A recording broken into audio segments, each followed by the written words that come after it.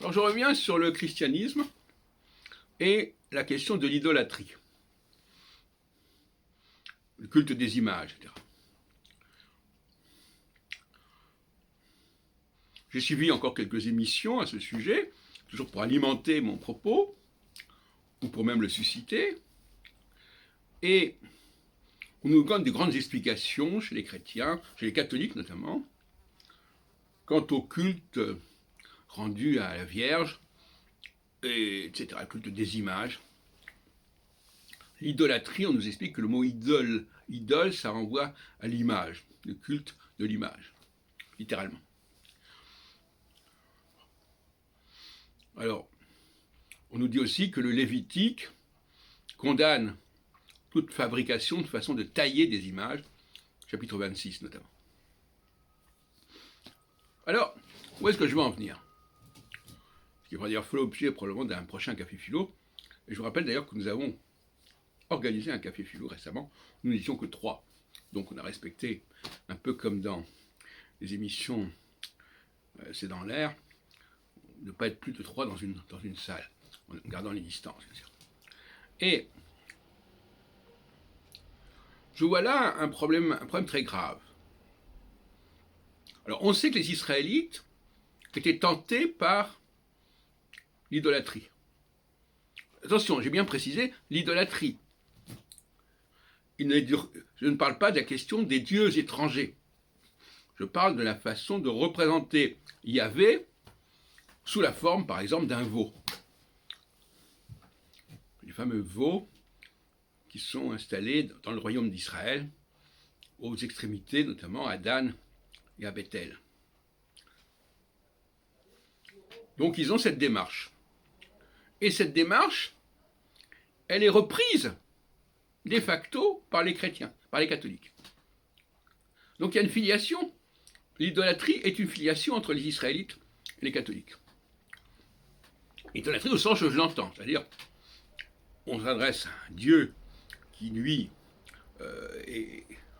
est abstrait, si on peut dire, mais en passant par l'image, par la sculpture, le pesel, la temouna, en hébreu. Alors, où est-ce que je veux en venir, chers amis? Je veux en venir à l'idée sur laquelle ce besoin que l'homme a de créer ses propres images, parce qu'il faut bien me dire les choses comme ça. S'il y a des idoles, c'est que l'homme les fabrique. Je renvoie encore une fois, pour la énième fois, à Osée, chapitre 8, où c'est clairement indiqué, tu vois, Dieu répond, ce ne sont pas, il ne dit pas que les idoles s'adressent à d'autres dieux, il ne dit pas qu'il y a une infraction par rapport au décalogue.